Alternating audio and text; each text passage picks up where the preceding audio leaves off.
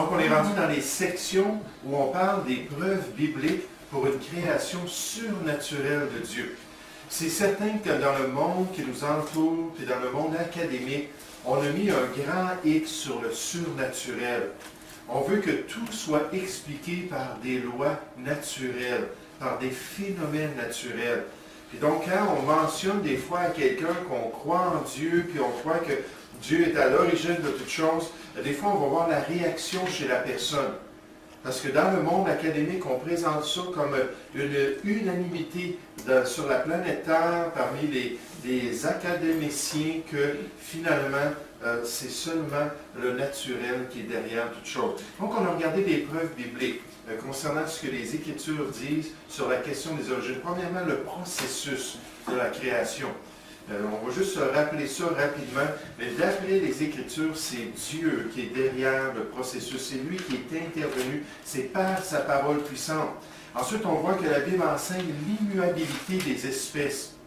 C'est-à-dire que Dieu a créé chaque espèce dans leur forme originale et que les espèces ne peuvent pas sortir de ce cadre-là, puis ils vont se multiplier puis continuer à être la même espèce. Donc, c'est complètement contre le gradualisme de l'évolution.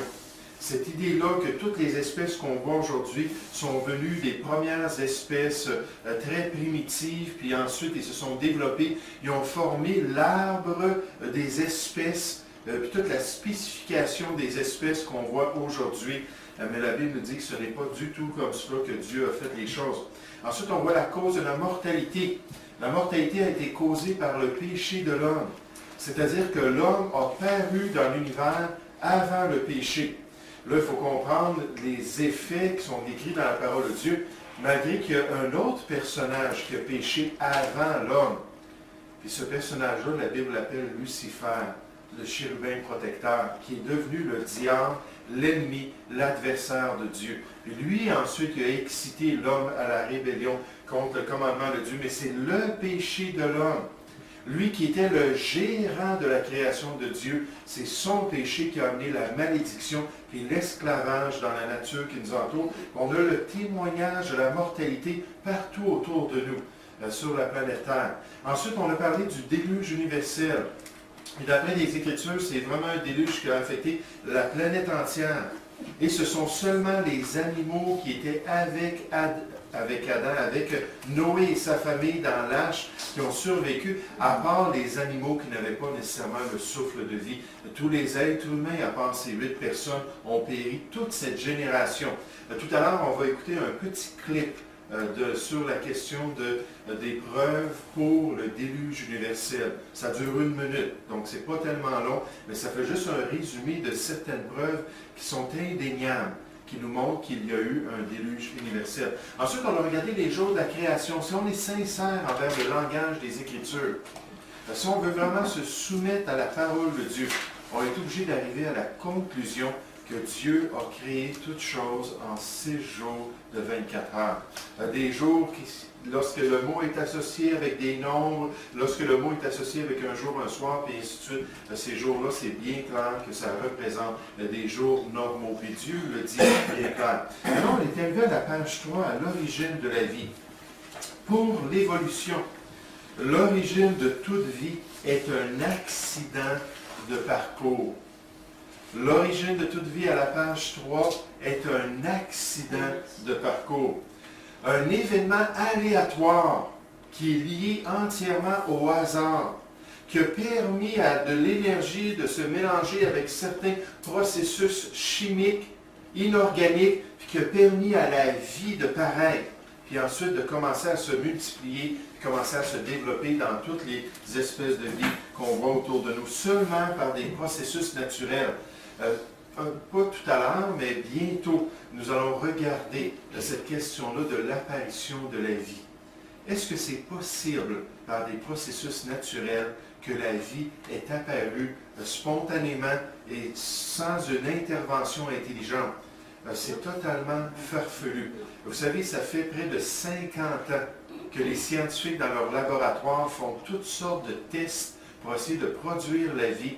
Ils n'ont jamais été capables de le faire. Là, je ne parle pas de commencer avec des choses vivantes comme le clonage. Des fois, ils disent, ah, mais le clonage, on a produit la vie. Pas du tout. Le clonage, ce n'est pas une production de vie. On commence avec les éléments déjà vivants, puis on les affecte pour avoir des résultats particuliers. Mais on va parler de cette question-là un peu plus tard en détail sur la question de l'origine de la vie. Mais pour la Bible, l'origine de la vie, c'est une œuvre spécifique. C'est une œuvre qui vient de Dieu. C'est une œuvre avec des objectifs particuliers. Comme le Seigneur Jésus a dit, son Père céleste avait la vie en lui-même et il a permis au Fils d'avoir la vie en lui-même pour qu'il puisse donner la vie à l'être humain. Et donc, Dieu utilise cela pour nous montrer que lui-même, il est vivant.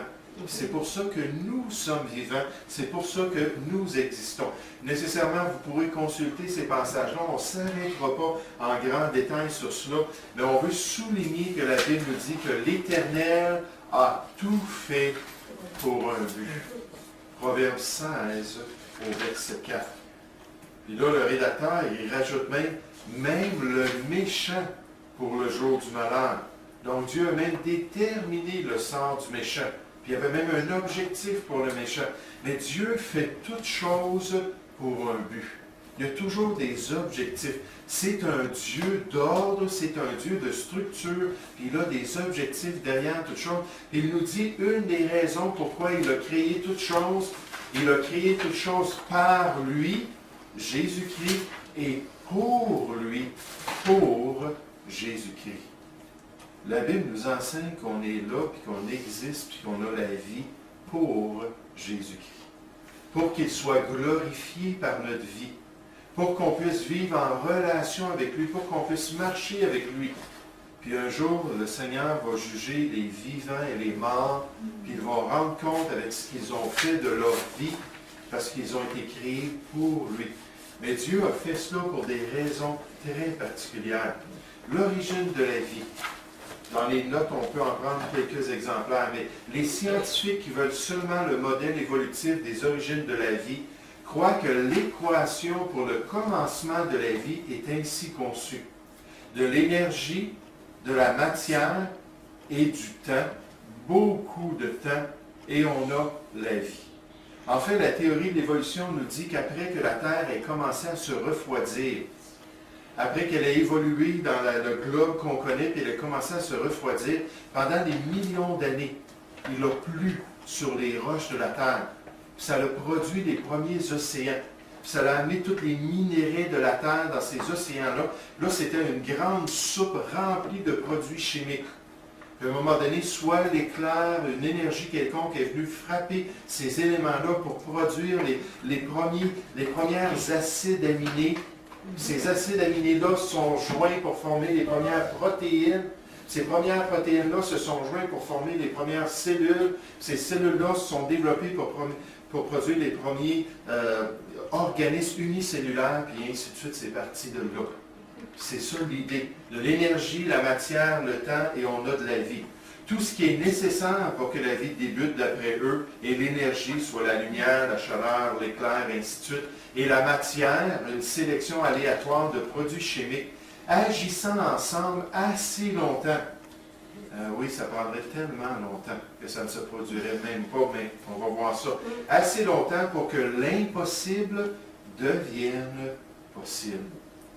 Quand on pense à des probabilités de 1 fois sur 10 à la 500, ça commence à être pas mal impossible que ça se produise. Et on a vraiment là, toutes les étapes d'une transformation moléculaire pour amener à la première cellule. On parle de probabilités incroyables. Et même si on donnerait des milliards et des milliards d'années pour que ces processus-là puissent arriver à produire la vie, ce n'est pas assez de temps. Parce que c'est totalement incompréhensible et infaisable. Oui, Anne? Je ne sais pas si vous avez eu ce petit livre-là, Os et Roches. Alors, c'est tellement dans tout ce que, dans le thème qu'on est en train de faire. Là. C'est super intéressant. Moi, je suis en train de le lire en même temps. Puis, c'est juste grand comme ça d'épais, Os et Roches. Oui, c'est ça. Mais je l'ai commandé pour tout le monde, mais malheureusement, ça vient de l'Europe. Puis il était, comment est-ce qu'on dirait, back order. Il était... Ben, ceux qui font Ouais, les... il ne pas de l'avoir. Ceux qui font Mais les... il est Pour la demandé suite, qu'il je faut l'amènerai, l'envoyer. moi, je l'ai connu la lecture, là. Mais tous ceux qui font justement cette étude-là, ben, c'est... Ah, puis là, en tout cas, après, dans mon Oui. break, je vais te demander. Oui, puis moi, j'en ai un autre en français qui est mieux fait, qui est plus complet que A.C. Roche pour quelqu'un qui voudrait continuer à lire ça aussi, parce que ça serait disponible. Mais donc, les scientifiques pensent que c'est seulement des processus naturels qui auraient amené de la vie. Vous savez, pendant longtemps, pendant le Moyen Âge, on croyait à la génération spontanée. Est-ce que quelqu'un qui peut m'expliquer c'est quoi ça, la génération spontanée? C'était cette idée-là, oui? Ouais, c'est quelque chose qui apparaît là, Subitement, là. Oui, c'est ça. C'était cette idée-là que la vie pouvait paraître spontanément de la non-vie. Par exemple, lorsque les gens laissaient de la viande sortie pendant un certain temps, ils s'apercevaient qu'à un moment donné, il y avait des larves qui commençaient à se développer dans la viande. Et là, ils disaient que les insectes, c'était la croyance pendant le Moyen Âge, que les insectes n'avaient aucun organe développé. Il n'y avait aucune structure moléculaire. C'était comme du jello des petits insectes. Donc, une larve, puis ainsi de suite, c'était juste du jello qui se produisait tout à coup par eux-mêmes. Puis donc, il y a un scientifique qui s'appelait, là, je viens de perdre son nom, M. Pasteur, qui lui a dit non, c'est impossible, la génération spontanée. C'est pas parce qu'on n'est pas capable de voir la complexité des choses que ça veut dire que ce n'est pas complexe. Par exemple, les cellules, personne ne connaissait ça avant le 20e siècle. Et donc, ce qu'il a fait, c'est qu'il a mis les mêmes viandes, mais sous un genre de couvercle en vitre, puis il a laissé ça sorti comme ça, puis il n'y a jamais rien qui a commencé à se développer. Puis là, ensuite, il a commencé à regarder qu'est-ce qui arrivait avec la viande, puis il voyait que c'était des mouches qui venaient pondre leurs œufs. Mais donc, c'était la vie qui venait produire la vie. On va parler un petit peu de ça dans l'étude sur les preuves scientifiques. On appelle ça la loi de la biogénétique. C'est toujours de la vie qui produit la vie. Il n'y a aucune instance qu'on connaît de la vie qui apparaît sans avoir une vie pour la donner. Donc, mais longtemps, les scientifiques croyaient cela, parce qu'ils étaient ignorants de la complexité moléculaire. Mais maintenant, on le sait, puis on a toutes sortes de preuves pour cela. Mais donc, cette idée-là de l'origine de la vie. Les organismes complexes sont composés d'un grand nombre de cellules spécialisées. On va étudier ça plus en détail. Dans chacune des cellules est un complexe interrelié de molécules protéiniques spécialisées. Chaque molécule protéinique est une structure particulièrement organisée, composée d'environ 20 acides aminés différents, et chaque acide aminé est fait de jusqu'à 4 éléments, l'hydrogène, l'oxygène, l'azote et du carbone. Mais c'est juste pour vous dire que même si quelque chose est petit, ça ne veut pas dire que ce n'est pas complexe. Lorsqu'on va étudier la cellule humaine, on va voir que la cellule humaine est extrêmement complexe. Autant complexe qu'une grande métropole au niveau de la machinerie, l'interrelation, la productivité. C'est incroyable tout ce qu'il y a dans cela. Mais ces auteurs-là disent que ces systèmes complexes sont tous, dans le cas de chaque organisme connu, reproduits et assemblés sur la base des instructions trouvées dans le système moléculaire de l'ADN. Vous savez, ce qui est frappant, c'est que l'ADN est nécessaire pour la reproduction des cellules, pour la formation des protéines, et ainsi de suite. Mais l'ADN dépend des protéines et de la cellule pour pouvoir exister. Quel qui a paru le premier? Les deux sont interreliés. On appelle ça une complexité irréductible. Quand quelque chose ne peut pas être réduit, sinon ça ne fonctionne plus du tout. On va parler de ça un peu plus en détail. Et je vous le promets, on va le présenter d'une manière très simple pour que vous puissiez suivre cela. Mais c'est juste pour vous montrer que c'est totalement de la foi de croire que ces choses-là sont venues par un processus naturel. Les scientifiques créationnistes insistent que n'importe quel modèle scientifique valide des origines doit inclure de l'information intelligente. Et ceci requiert la présence d'un patron initial qui lui-même vient d'un être intelligent. L'équation devrait donc être de l'énergie, de la matière, de l'information externe, et nous avons la vie. Mais vous savez, c'est vrai malgré le fait que Dieu aurait pu produire la vie sans matière première. Comme il a tout produit, la matière première, sans matière première. Il a créé ex nihilo, ou hors de rien. Puis quand Dieu parle, les choses se font et les choses se produisent. Puis c'est pour sa gloire qu'il a fait toutes ces choses-là. Et donc, ça prend de l'information externe, ça prend une intelligence. Même quand il rentre dans les laboratoires comme le docteur Miller, qui a fait ses expériences dans les années 50, c'était une intelligence qui essayait de produire la vie. Ce n'était pas des processus aléatoires, là. Non, il prenait exactement les éléments qu'il pensait pouvoir produire les premières acides aminés. Il mettait de l'électricité à travers tout cela. Puis ensuite, il gelait le produit, il analysait, il jetait ce qui était mauvais, il gardait ce qui était bon pour lui dire « Ah! On a produit de la vie en laboratoire. » À un moment donné, on s'en allait en voiture. Je pense qu'on descendait à Québec. Puis, je m'en allais voir Shirley. On se fréquentait. Puis, je m'en allais à Québec. Puis à un moment donné, je descendais en voiture, puis j'ai embarqué un pousseux. Puis un jeune homme, tout ça. Moi, j'étais un jeune homme aussi, fait qu'on s'est assis ensemble. Puis j'ai commencé à lui témoigner, puis il a dit non, tu ne crois pas à la Bible, tu ne crois pas au Créateur. Et dit franchement, quelles idées désuètes. J'ai dit comment est-ce que tu expliques l'apparition de la vie d'abord? Il y a plein de vie dans notre planète. Comment est-ce qu'elle est venue, cette vie-là? Et c'est pas compliqué, nous-mêmes, les êtres humains, on l'a créé en laboratoire. Et ça fait souvent qu'on crée de la vie en laboratoire. J'ai dit, où est-ce que tu as appris ça? Il dit, dans mes cours de chimie puis de bio à l'université. Il étudiait à l'université. Puis il dit, on nous a dit qu'on a créé la vie en laboratoire. Donc, ça aurait pu se produire par un processus naturel. À cette époque-là, je ne savais même pas quoi répondre. Mais c'est totalement farfelu de croire ça. Donc ça, c'était le point numéro 6, la question de l'origine de la vie. Dieu dit spécifiquement que c'est lui qui a soufflé dans les narines d'Adam le souffle de vie. C'est lui qui a donné la vie à toute chose. Toute vie vient de lui. Maintenant, le point numéro 7, qui est très important pour l'enfant de Dieu, puis pour celui qui est né de nouveau, qui est vraiment sauvé, c'est que la Bible nous dit exactement le verdict du Seigneur Jésus-Christ. Puis si le Seigneur Jésus-Christ croyait une chose, j'aimerais vous dire, on serait sage d'accepter son verdict. Parce qu'il nous dit que c'est lui-même qui est le créateur de toutes choses. On a déjà vu des passages là-dessus.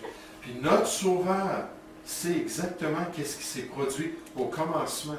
Parce que c'est par sa parole puissante qu'il a créé toutes choses. Mais Jésus croyait aux écrits de Moïse. Jésus croyait aux écrits de Moïse. Puis les 5 premiers livres de la Bible sont appelés la Pentateuque. Ce sont les 5 livres qui nous donnent le plus de détails concernant les origines de toutes choses. Puis nécessairement le premier, qui s'appelle le livre de la Genèse, qui va parler de la création, qui va parler d'Adam et Ève, qui va parler du déluge universel, qui va parler de la première famille, qui va tout donner ces détails-là, qu'aujourd'hui on présente comme des mythes ou des légendes, ultimement, mais que le Seigneur Jésus présentait, et il n'est pas le seul dans les Écritures, mais lui, il est le plus important. Il présentait cela comme des faits historiques. Donc, si quelqu'un veut me détourner de Christ et de ce qu'il m'enseigne, je pense qu'il est mieux d'avoir des bases bien solides pour le faire. Jésus, dans Jean 8,32, a dit, « Si vous demeurez dans ma parole, vous êtes vraiment mes disciples. » Et donc, quand il faisait référence à Moïse, il le présentait comme étant autoritaire dans ce qu'il disait. En fait, il a dit que ses écrits à lui étaient aussi importants que les écrits de Moïse lorsqu'il parlait aux chefs religieux. D'après Hébreux 1.1, on sait qu'ils étaient même plus importants.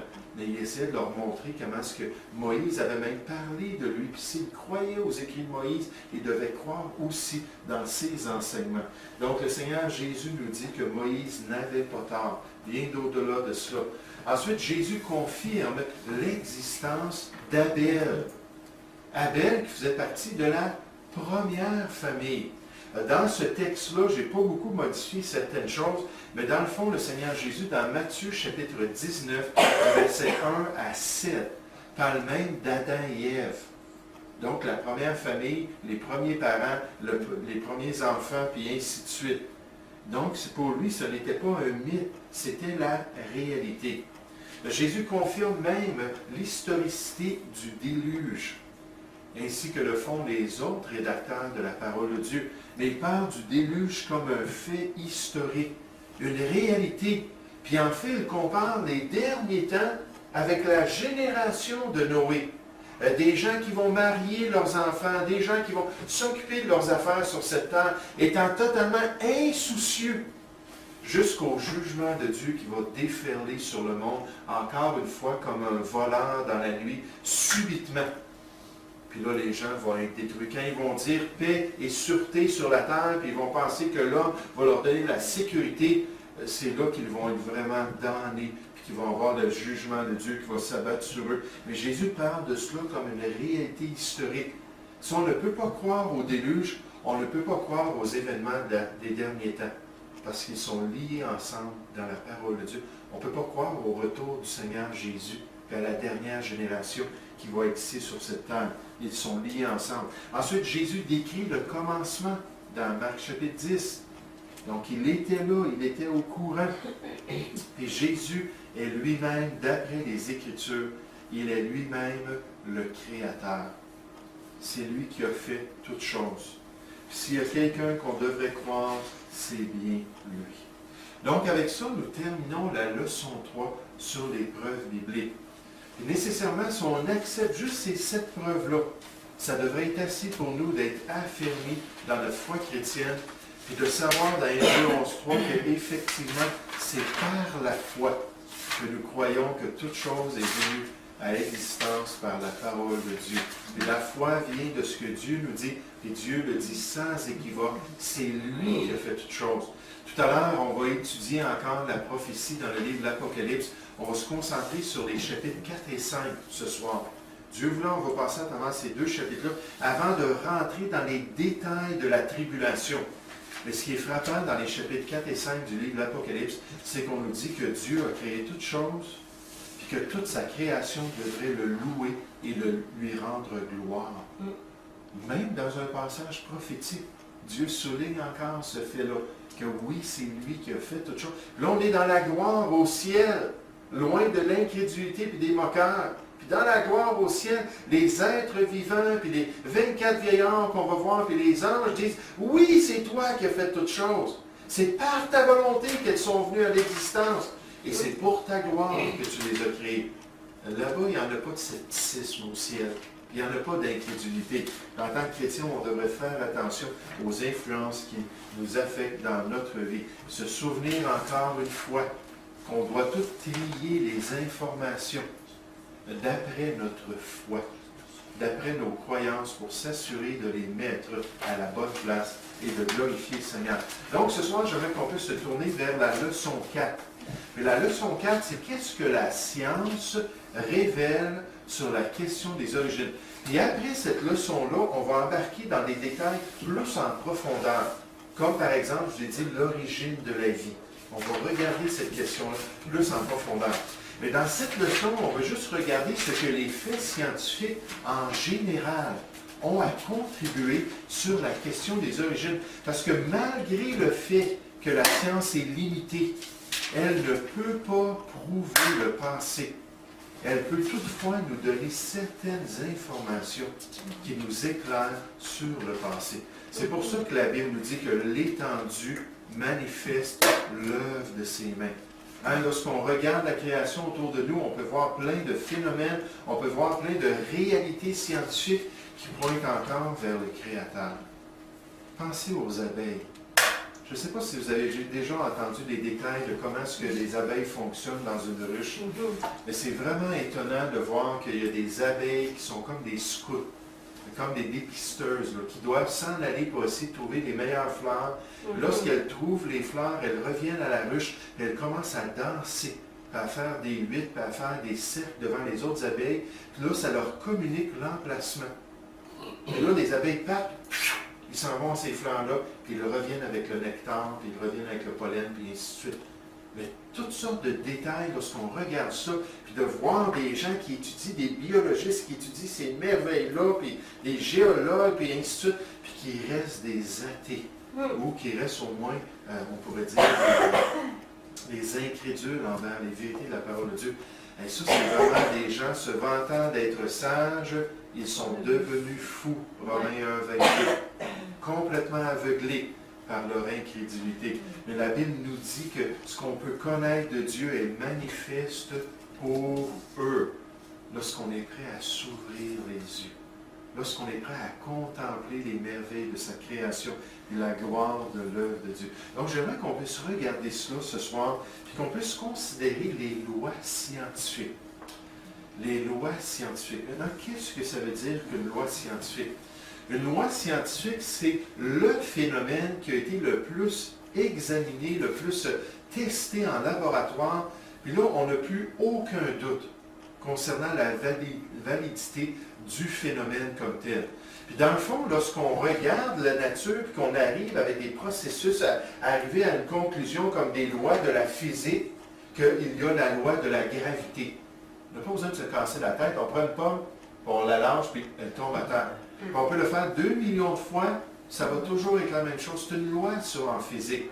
Mais lorsqu'on regarde ça, dans le fond, on est juste en train de découvrir ce que Dieu a déjà créé. Parce que d'après les Écritures, le Créateur a fait toutes choses et il a établi des lois dans sa création. Il a établi des lois précises dans son univers. C'est le témoignage de la parole de Dieu concernant l'œuvre du Seigneur. Mais vous savez, ce qui est tellement intéressant, c'est que nous, on est dans le monde occidental. On est né dans une société occidentale. Puis en Occident, pendant les dernières 2000 ans, on a cru que Dieu avait fait des lois précises dans l'univers, puis c'était cette réalisation-là, que Dieu était derrière l'univers, que c'était cette réalisation-là qui justifiait le développement des sciences. C'est pour ça que le monde occidental s'est développé beaucoup plus vite que le monde oriental, où la plupart des religions du monde oriental croyaient que la réalité du monde, c'était une illusion. C'était pas vrai. Puis dans le fond, c'était juste un produit, souvent, ils croyaient que c'était un produit de notre propre conscience, puis nous, on établissait la réalité autour de nous. Donc, à quoi bon de s'arrêter puis d'examiner le monde autour de nous? C'est un produit de notre imagination, c'est juste une illusion. En fait, beaucoup de ces sciences-là, comme le bouddhisme, nous disaient que l'exaltation de notre esprit pouvait venir lorsqu'on niait la réalité du monde autour de nous. Et beaucoup de ces pays-là ne se sont jamais développés en comparaison avec le monde occidental. Parce que lui croyait que Dieu, dans les Écritures, affirmait qu'il y avait des lois stables et fixes dans l'univers. Puis en fait, c'était notre responsabilité en tant qu'être humain de découvrir ces lois-là. C'est ce qu'on appelle le mandat adamique. Le mandat que Dieu a donné au début de la race humaine. On a cela, cette feuille-là, je vous l'ai remis ce soir. Vous devriez l'avoir à la fin de votre leçon. La question du mandat adamique. Et le mandat adamique se trouve dans Genèse chapitre 1 au verset 28. Lorsque Dieu a béni l'homme, lorsqu'il lui a demandé d'aller de se multiplier, puis de gérer le monde, il lui dit Dieu les bénit, et Dieu leur dit, soyez féconds, multipliez, remplissez la terre et assujettissez-la. Et dominez sur les poissons de la mer, sur les oiseaux du ciel, sur tout animal qui se meut sur la terre. Donc au début de l'histoire humaine, Dieu donne une grande responsabilité. En fait, il donne la gérance de la planète Terre à l'être humain.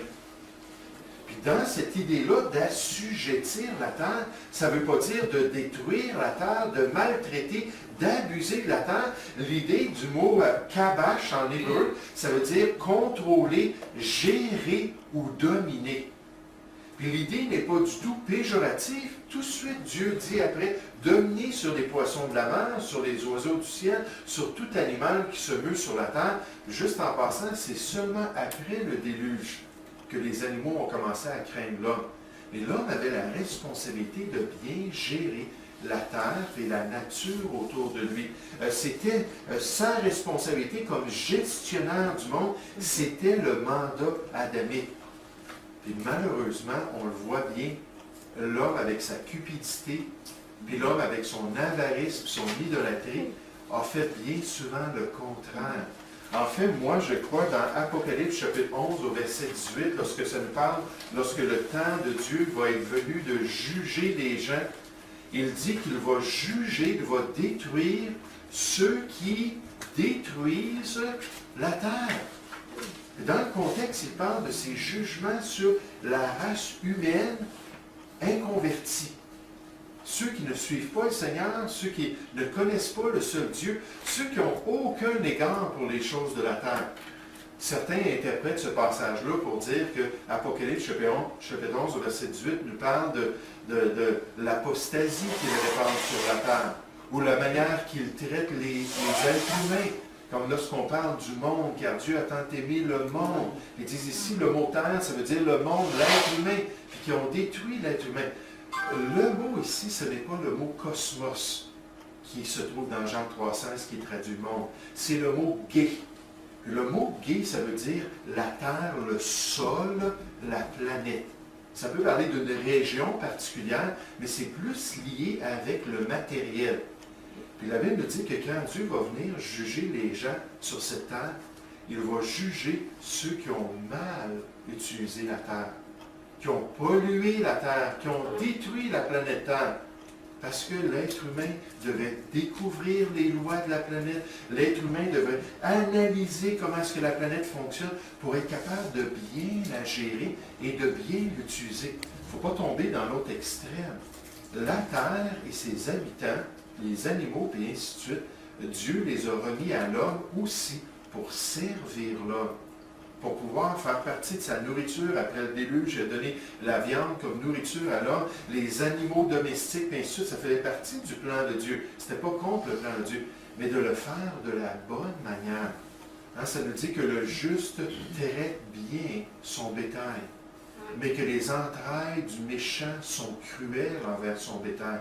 Même les animaux, comment est-ce qu'on traite les animaux, puis ainsi de suite. Mais la Bible nous dit que dans les derniers temps, c'est une des constatations. Moi, je crois que c'est légitime de penser que c'est justement le mandat adamique qui n'aura pas été bien utilisé, pas bien suivi par l'homme.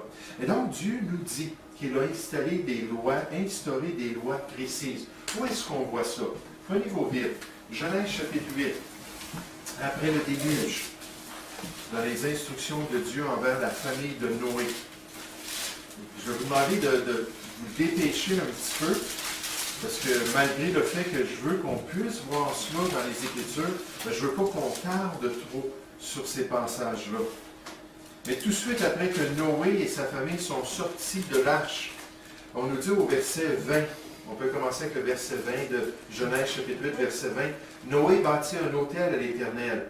Et il prit de toutes les bêtes pures et de tous les oiseaux purs, et il offrit des holocaustes sur l'autel.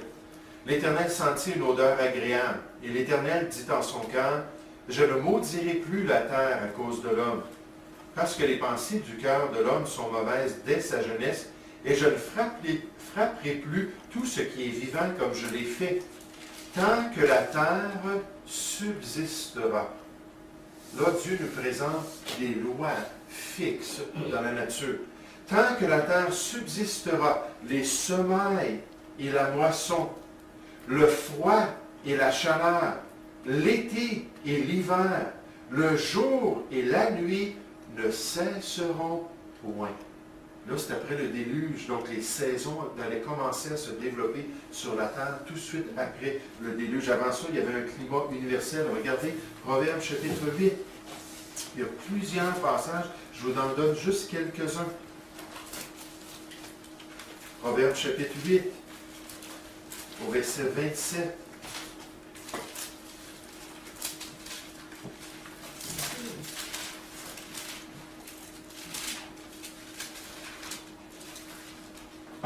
Proverbe 8, verset 27.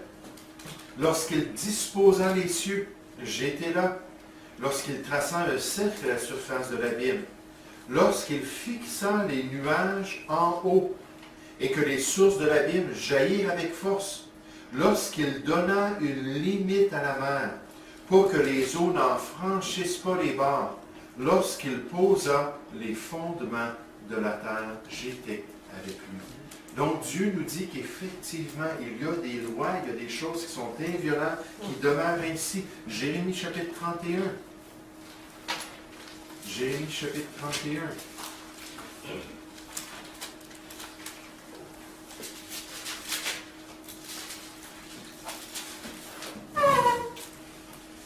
verset 35. Jérémie chapitre 31 au verset 35, ça dit « Ainsi parle l'Éternel, qui a fait le soleil pour éclairer le jour, qui a destiné la lune et les étoiles pour éclairer la nuit, qui soulève la mer et fait mugir ses flots, lui dont l'Éternel, dont le nom est l'Éternel des armées. » Tout à l'heure, on va regarder le verset 36. Mais Dieu dit, j'ai mis des lois fixes dans mon univers. Puis en fait, c'est vraiment le Seigneur Jésus qui a mis ces lois-là. Dans Colossiens chapitre 1 au verset 16, ça nous dit que c'est Jésus qui a fait toutes choses. Donc c'est lui qui a établi les lois de l'univers de Dieu. C'est lui qui est derrière ces lois très précises. Vous savez, un des arguments pour l'existence de Dieu, c'est l'argument qu'on appelle l'argument téléologique. C'est un gros mot téléologique. Mais ce que ce mot-là veut dire, c'est que c'est tellement clair que le monde et que l'univers a des lois fixes et des lois précises qu'on ne peut pas manquer qu'il y a une intelligence derrière toute chose. Faites juste penser la distance que la Terre a du Soleil. On estime que si la Terre sortait de son orbite puis s'éloignait du Soleil de juste quelques centaines de milliers de kilomètres, que la Terre serait tellement froide que la vie ne pourrait plus exister sur la Terre. Si la Terre se rapprochait de juste quelques centaines de milliers de kilomètres, la Terre serait tellement chaude qu'il n'y aurait pas rien qui pourrait vivre sur la Terre. Juste la Lune. La Lune, on sait qu'elle est en train de s'éloigner. 4 cm par année, on n'a pas à s'inquiéter pour ça. Mais on sait qu'il faut que la Lune reste à une certaine distance de la Terre pour permettre aux marées de continuer, puis permettre à tous ces effets-là. Si elle était trop près, on aurait des marées qui inonderaient toutes les villes côtières de la Terre. Si elle était trop loin, il n'y aurait plus les effets des marées qui permettent l'oxygénation, puis tous les effets dans les océans, puis sur la planète. Mais il y a tous ces phénomènes-là autour de nous qui viennent de lois précises, qui permettent que la Terre puisse supporter la vie. Puis c'est Jésus-Christ lui-même qui est derrière ces lois-là. Mais non seulement est-ce que Dieu a instauré les lois de l'univers, mais Dieu les préserve lui-même. C'est pour ça qu'il peut dire que les saisons vont continuer à travers toute l'histoire de la Terre, que la Lune va toujours être là, que les étoiles, bien sûr. On le sait dans la prophétie que quand ça va être le temps de Dieu, là, il va y avoir des nouveaux cieux et de nouvelles terres, puis Dieu va tout rouler ces choses-là, puis il va se débarrasser de ces choses-là. Puis même si dans les derniers temps, la terre va avoir des cataclysmes, puis la terre, d'après Ésaïe chapitre 24, va ressembler à un homme ivre. Elle ne fonctionnera plus exactement normalement. Moi, je le sais, je ne suis pas vu. Puis il me semble que les saisons sont toutes déréglées comparées à quand j'étais plus jeune. Il y a vraiment un changement sur la planète Terre. Mais Dieu dit qu'en général, ça va rester quand même fixe. Puis ça va continuer à exister selon les plans parce que c'est lui-même qui préserve la terre. Si vous êtes encore dans Jérémie chapitre 31, regardez le verset 35 encore. Ça dit, ainsi parle l'Éternel qui a fait le soleil pour éclairer le jour, qui a destiné la lune et les étoiles à éclairer la nuit, qui soulève la mer et fait mugir ses flots, lui dont le nom est l'Éternel des armées, si ces lois viennent à cesser devant moi, dit l'Éternel. La race d'Israël aussi cessera pour toujours d'être une nation devant moi. Et pourtant, Dieu nous dit que c'est une alliance inconditionnelle qu'il a faite avec Abraham. Puis Israël va toujours survivre, va toujours exister. En fait, Israël, c'est une des grandes preuves que la Bible est vraie. Parce que Dieu dit, j'ai un amour éternel envers toi. Même dans ta rébellion, je vais te protéger, puis je vais te rétablir, Romains chapitre 11, dans l'avenir. Puis ainsi, tout Israël sera sauvé. Puis Dieu a encore un plan. Mais quand on pense au peuple de l'Antiquité, il n'y en a plus de Philistins sur la planète Terre. Au moins pas un peuple qui porte le nom de Philistin. Il n'y en a plus des Amoréens, puis des Héthites, tous ces anciens peuples-là. Mais il y a toujours Israël, par contre. Il y a toujours le peuple que Dieu allait préserver. Mais Dieu dit, je vais te garder. Regardez Jérémie chapitre 33, au verset 19. Jérémie chapitre 33. La parole de l'Éternel fut adressée à Jérémie en ces mots. Ainsi parle l'Éternel, si vous pouvez rompre mon alliance avec le jour et mon alliance avec la nuit, en sorte que le jour et la nuit ne soient plus en leur temps.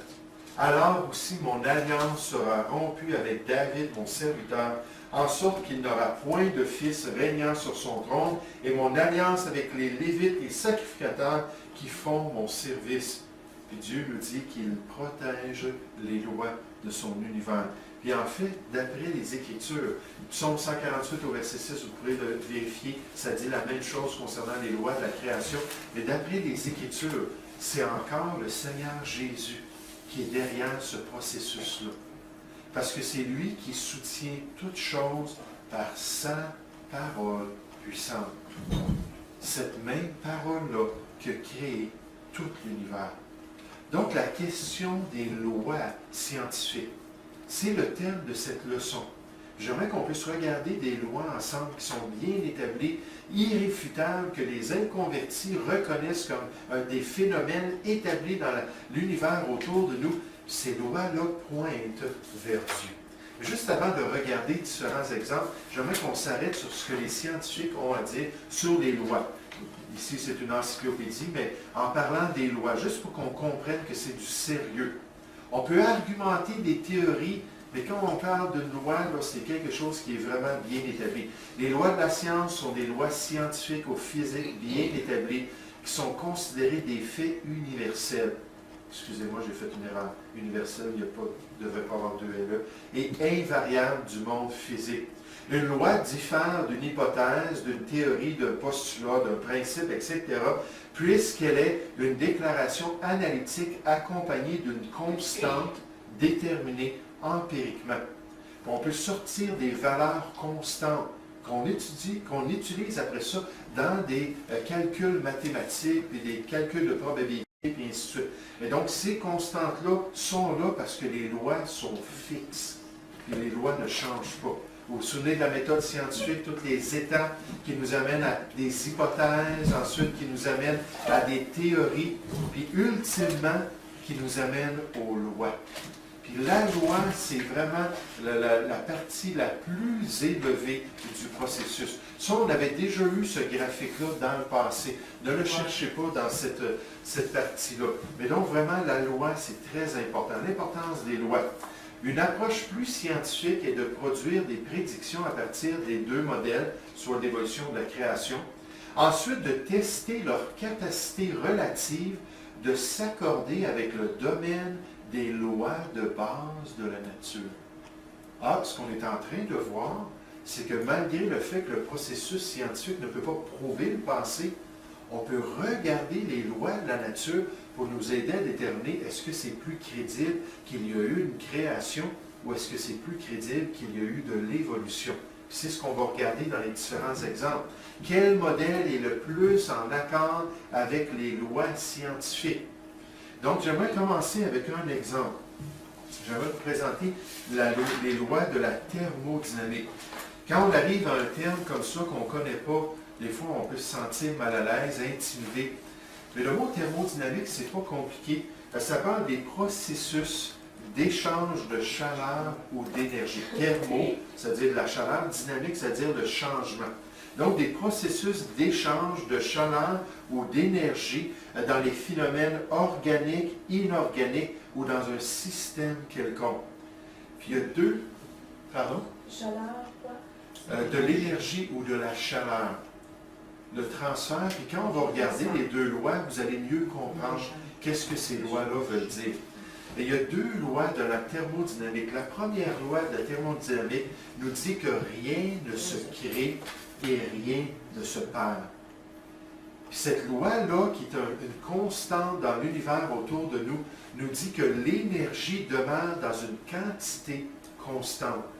Il y a toujours la même énergie, la même quantité d'énergie dans les systèmes autour de nous. Puis en fait, ça nous présente tout simplement le fait que la création de Dieu est achevée. Il a tout fait l'énergie, il a tout fait la chaleur, c'est tout là. Il n'y a rien qui change, il n'y a rien de rajouté, il n'y a rien d'enlevé dans la création de Dieu. Regardez avec moi Genèse chapitre 2 au verset 1. Genèse chapitre 2 au verset 1. Juste en passant, quand on parle des lois de la science, les deux lois qui sont les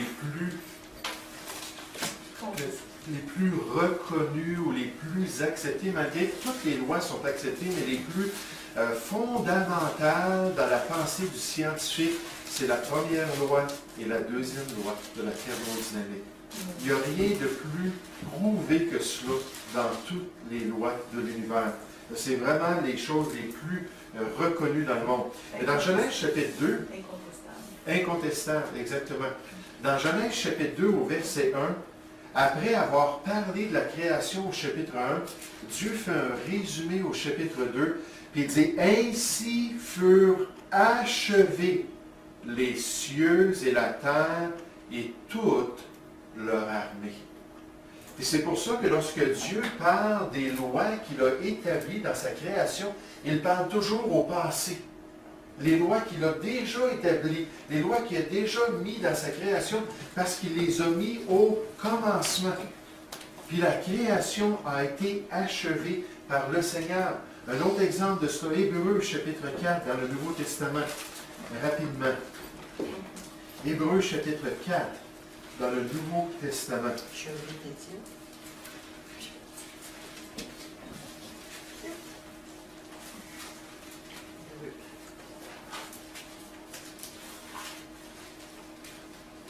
Je suis bien désolé, c'est le chapitre 3 au verset 4, et même là, ce n'est pas ça.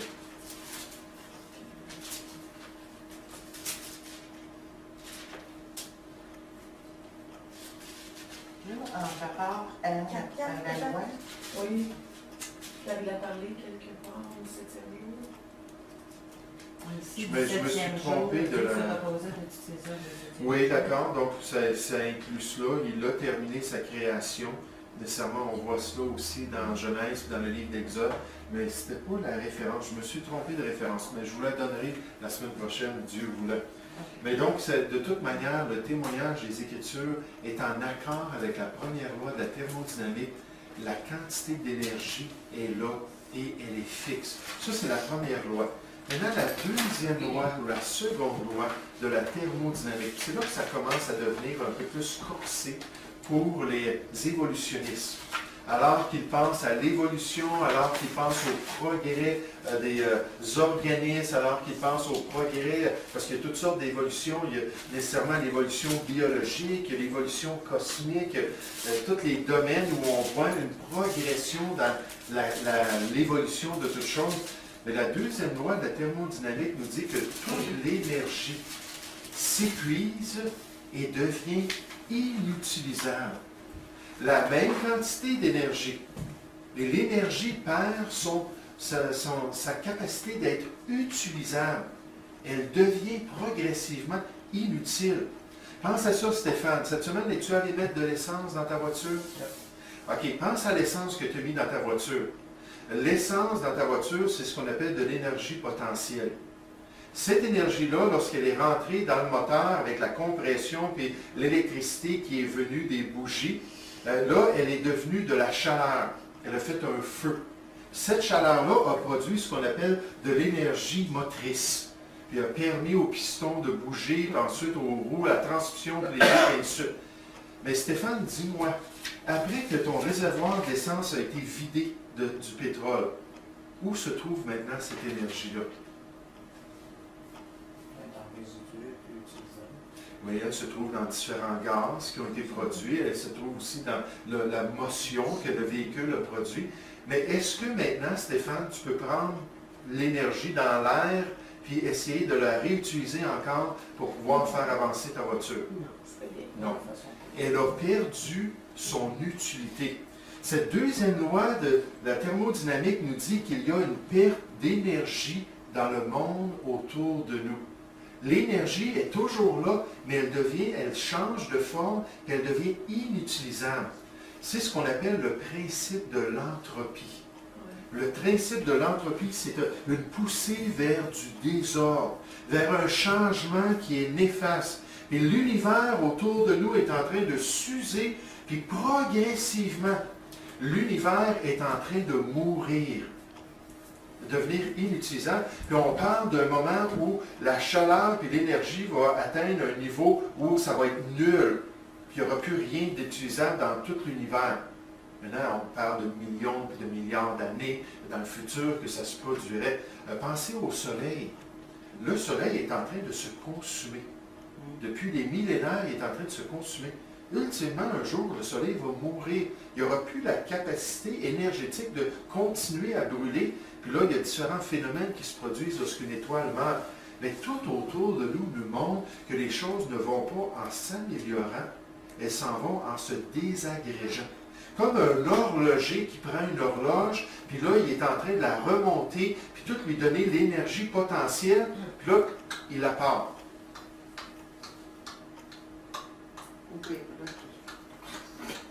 Progressivement, l'horloge va venir qu'à perdre cette énergie potentielle, puis à un moment donné, elle va s'arrêter.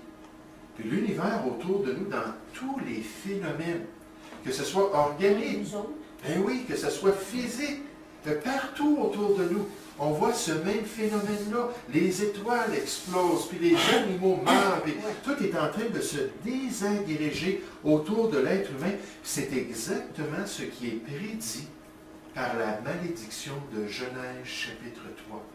La malédiction sur l'univers qui est venue à cause du péché de l'homme. C'est prédit parce que Dieu nous dit que les choses n'iront pas en s'améliorant. Au contraire, c'est à la sueur de ton front que tu vas travailler. Puis ça va être pénible de vivre dans cet univers qui était parfait avant ton péché, mais ensuite qui va être obligé de s'user. Mais c'est totalement contraire, cette loi-là de la thermodynamique, à la théorie de l'évolution. Il n'y a pas une augmentation d'énergie, il n'y a pas une augmentation d'information, il n'y a pas une augmentation de développement. Tout ce qu'on voit autour de nous, c'est exactement le contraire. Et c'est pour ça que dans vos notes, je vous ai mis ce qu'on appelle la théorie de l'état stable de l'univers. C'est une des théories qui est de plus en plus populaire parce qu'elle essaie de contrer la deuxième loi de la thermodynamique. Cette théorie-là de l'état stable dit qu'effectivement, l'univers est en train de se désagréger si l'univers est laissé à lui-même. Mais hey! C'est merveilleux! Ça ne se passera pas comme ça. Désolé, la chef. Ça ne se passera pas comme ça. Hein, les humanistes, c'est des éternels enthousiastes. Ils sont toujours excités de leur imagination, puis de leur pensée, puis en contemplant l'univers, ils ont dit, on a trouvé la solution. C'est quelque part, il y a de l'énergie qui est en train d'apparaître dans le cosmos. C'est en train de pomper de l'énergie quelque part dans le cosmos. Cette énergie-là est en train de se rajouter à l'énergie existante et est en train de combler ce manquement d'énergie. Et c'est pour ça que le cosmos autour de nous peut avoir des milliards d'années sans problème.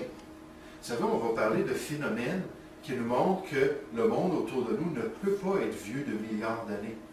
Ça ferait bien longtemps, par exemple, que Saturne aurait perdu ses anneaux. À chaque année, on voit les anneaux sont en train de se désagréger, sont en train de s'éloigner. Saturne ne peut pas avoir plus qu'environ 15 000 ans.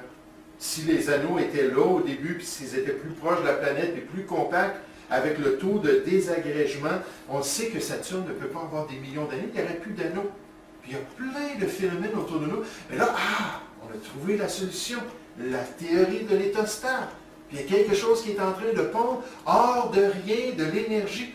Non, la première loi de la thermodynamique dit que ça, c'est une fable. Ils détourneront l'oreille de la vérité pour se tourner vers les fables.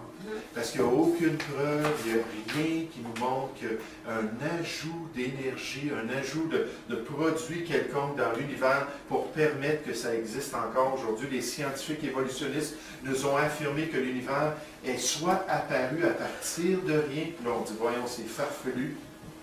Rien ne peut pas produire quelque chose. S'il n'y a rien, ça va produire rien. Mais là, on nous dit que tout est apparu à partir de rien, ou que l'univers a toujours existé. Depuis des milliards d'années, des centaines de milliards d'années, puis des trillions d'années, il n'y a pas de problème. Parce qu'on a ce phénomène-là qui pompe de l'énergie dans l'univers.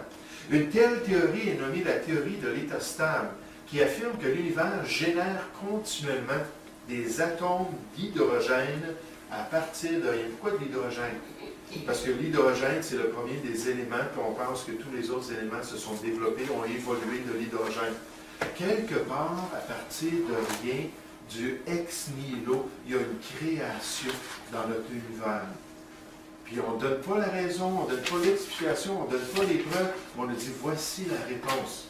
Ah, une fable vient de nous être présentée pour expliquer pourquoi l'univers pourrait exister encore aujourd'hui. D'une manière ou d'une autre, retenir une telle croyance vient à un grand prix pour le scientifique, puisqu'elle viole une loi fondamentale de la science. Mais c'est totalement farfelu de croire ça. Regardez avec moi Hébreux chapitre 1. Dieu nous dit que la deuxième loi de la thermodynamique est vraie, que cette loi-là est liée à la malédiction, que toute chose, contrairement à lui, dans le monde matériel, va se désagréger, va s'user, puis qu'ultimement, à un moment donné, Dieu va être obligé de s'en débarrasser. Puis c'est bien parce qu'on va le voir dans la série sur la prophétie, qu'effectivement, tout est en train de se désagréger. Puis un jour, Dieu va accélérer le processus. Puis il va frapper les océans, puis il va frapper les cours d'eau, il va frapper l'herbe de la terre, il va frapper le soleil, il va frapper la lune, il va frapper les étoiles, il va tout permettre que les choses s'accélèrent pour amener cela à une fin. Mais donc, 2 Pierre, chapitre 3, verset 9, Hébreux, chapitre 1, au verset 10, ça dit « Et encore, toi, Seigneur, tu as au commencement fondé la terre, et les cieux sont l'ouvrage de tes mains. » Donc ça, c'est la première loi, c'est fixe, c'est fait dans le passé. « Ils périront, mais tu subsistes. Ils vieilliront tous comme un vêtement. Tu les rouleras comme un manteau, et ils seront changés. Mais toi, tu restes le même, et tes années ne finiront point. » Tournez avec moi dans 2 Pierre. On n'aura pas le temps de finir cette section-là, mais je veux juste finir quand même une partie, puis on va revenir aux lois de la thermodynamique la semaine prochaine. 2 Pierre, chapitre 3, verset 9.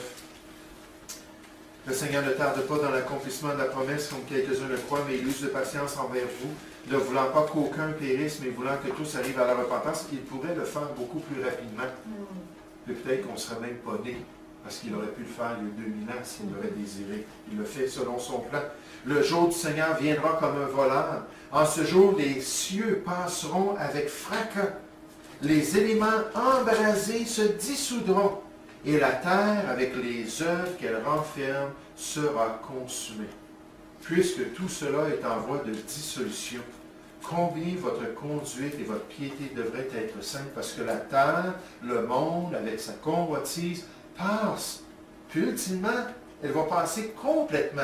Puis il n'y en aura plus de monde. Nous, on est juste des voyageurs, des étrangers sur cette terre. On est mieux de nous attacher aux choses d'en haut, frères et sœurs, aux choses qui vont être éternelles. Ça dit, attendez, verset 12, et hantez l'avènement du jour de Dieu, jour à cause duquel les cieux enflammés se dissoudront, et les éléments embrasés se fondront. Mais nous attendons, selon sa promesse, de nouveaux cieux et une nouvelle terre, où la justice habitera. Lorsque Sue a eu 20 ans, elle était prête à se marier. Elle avait tout ce qui était nécessaire. Lorsque Sue a eu 90 ans, elle pensait à son mariage passé. Puis lorsque Sue a eu 3000 ans, il ne restait pas grand-chose à la faire réfléchir. Il y avait tout simplement le désordre total. Je m'excuse si c'est en anglais. La seconde loi de la thermodynamique, ce n'était pas éditable. Il nous dit que toute chose tend vers le désordre. Si effectivement on laisse les choses continuer, c'est ça qu'on va atteindre. Donc on va s'arrêter avec ça.